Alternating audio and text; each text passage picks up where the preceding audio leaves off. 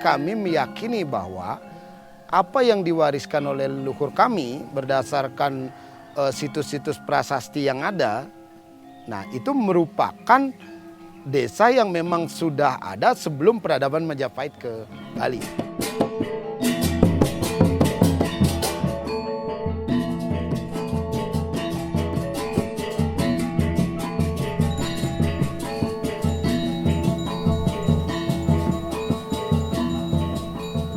Setiap desa Balikuna ada upacara yang berlanjut dalam setahun. Itu dari bulan pertama, Kase, sampai ke-12. Itu pada dasarnya ke-12-nya diisi suatu upacara. Hanya di Pengotan ada dua bulan, ada Desisade 11 dan ke-12, itu waktu tenggang. Tidak ada upacara disebutkan di sana. Yang lainnya itu berisi upacara. Disebut upacara yang unik sekali, yaitu Purnama Karo. Itu adalah upacara Ngusa Bedangsil nama. Kita melaksanakan upacara itu kepada Ide Sang Hyang Widewasa, Ide Betara Sesunan yang berstana di Pucak Dulu Iu, demikian. Jadi Purnama Kapat ada piodalan dengan Ide Betara Tapakan Barong di sini.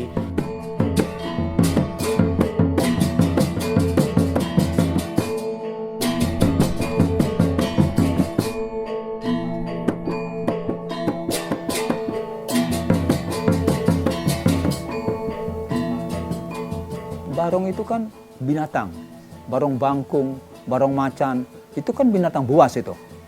Nah itu yang ditakuti, karena itu yang ditakuti merupakan pengganggu itu harus dimuliakan, harus dipuja sehingga dia kasih, sehingga dia tidak galak, tidak mengganggu, gitu filosofinya.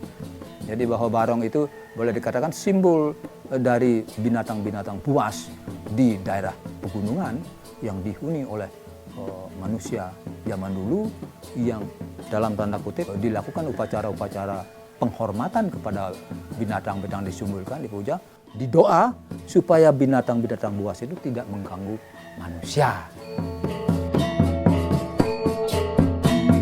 Upacara Purnama ke-6 itu dah upacara yang unik dan yang sangat kami sakralkan di sini, yaitu tari babuang atau yang disebut tari perang papah, di mana alat musiknya ini memakai gambang dan kenyong namanya di sini. Kalau serunding kan beda, kalau di sini kenyong.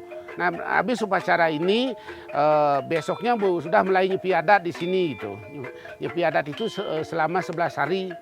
Jadi semua kegiatan aktivitas masyarakat ini berarti kami anggap nol, sipeng namanya kalau di sini.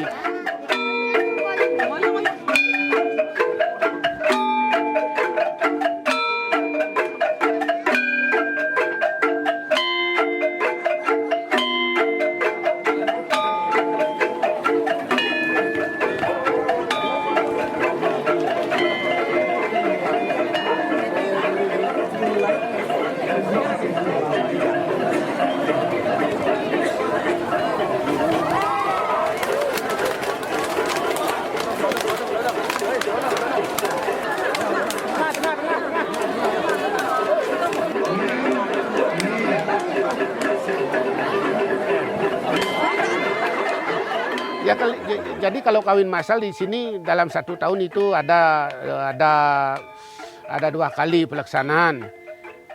Yaitu ya sasih kapat dan sasih kedase di sini gitu. Ada kawin massal, ada yang namanya ngaben massal juga di sini. Ini sudah ditentukan, tetap ditentukan oleh adat di sini.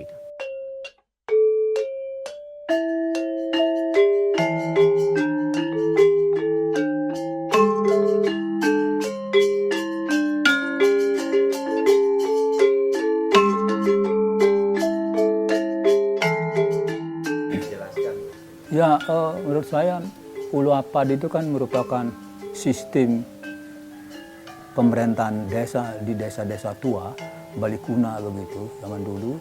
Yang itu artinya Ulu Apad itu mendorong ke ulu. Jadi dari teben dulu dari bawah, siapa kawin lebih awal dia harus naik. Nanti belakangan nyusul itu Ulu Apad terdorong. Jadi makanya disebut di Pengotan itu disebut Lulu Apad, dilulu, didorong. Lulu Apad ini ada Seperti yang di samping kami ini ada yang namanya Linggih Dani Jero Pasek yang kita sucikan. Kalau jero dulu tempatnya dengan jero mangku hampir sama. Tapi yang namanya jero mangku itu kan khusus untuk melaksanakan kegiatan-kegiatan ritual. Kalau jero dulu yang namanya jero pasek dan jero mucuk dan saing 16 dan saing petang dasa namanya kalau di sini itu sesuai dengan pelulu apa di sini beliaunya lah yang namanya merencanakan semua kegiatan ritual yang ada, dan kami pun selaku pendesa adat di sini adalah membantu beliaunya melaksanakan dengan masyarakat adat untuk biar lancarnya pelaksanaan upacara tersebut. Yan makadi tiang kenten nilokin ke ling kalender napi watano ke nyanten nang ke duase niki sareng semeton tiangi sang dulu yan hari napi jagi mekarya kenten upacara kenten.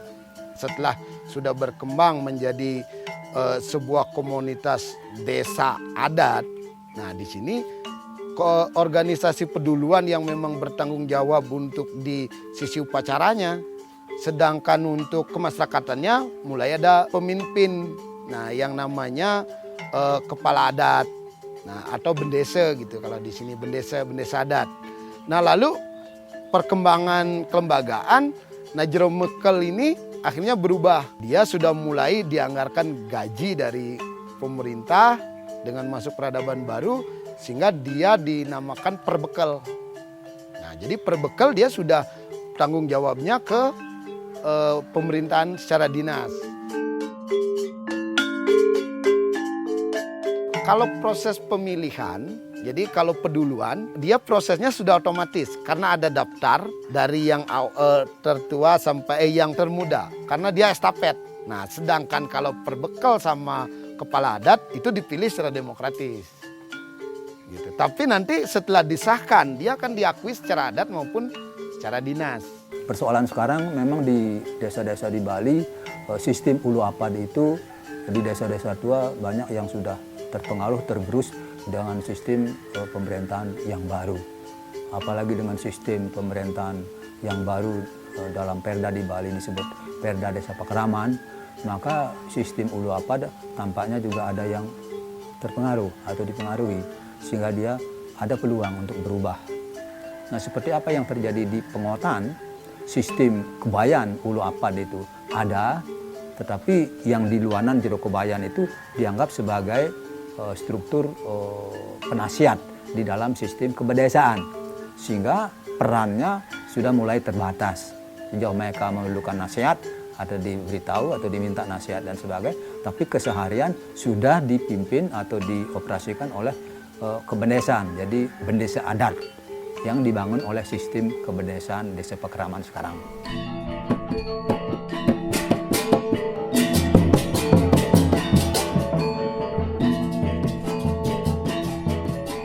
Itu desa-desa tua dengan ciri-ciri seperti itu. Sistem masyarakatnya menggunakan sistem pemerintahan ulu apad. Jadi bentuk pola perumahannya disebut desa perumahan pola menetap, mirip begitu. Berjajar dengan di sini ada jalan besar di tengah, yaitu masuk ke rumah-rumah itu ada lorong-lorong kecil gitu kan. Itu mirip seperti itu semuanya di situ. Jadi sistem perumahan dulu. Sistem rumah yang kita terima dari dulu yang disebut oleh tetua kita jajar wayang. Artinya dia berjejer kayak wayang gitu. Tetua kita itu sudah menyediakan masing-masing satu keluarga besar itu adalah meten, bale, sama tempat suci. Ini dimiliki oleh satu keluarga besar. Seperti yang dilihat ini hampir tidak ada orang sama sekali di pekarangan ini. Masyarakat itu dia lebih tenang, lebih simpel, dia tinggalnya di kebun-kebun. Dia bikin rumah di kebunnya masing-masing. Karena memang mayoritas di sini hampir 100% kalau kita bilang itu adalah orang petani. Sehingga disepakati satu keluarga itu siapa yang punya upacara boleh menggunakan. Karena nanti kalau saat misalnya upacara ngaben, dia baru datang ke desa, misalnya kawin, ada perkawinan anaknya misal itu, baru ngumpul di desa ini, di pemukiman di sini. Ada yang wajib memang tinggal di desa, posisinya sebagai jero dulu luan. Itulah yang wajib dia memang menginap di rumahnya gitu.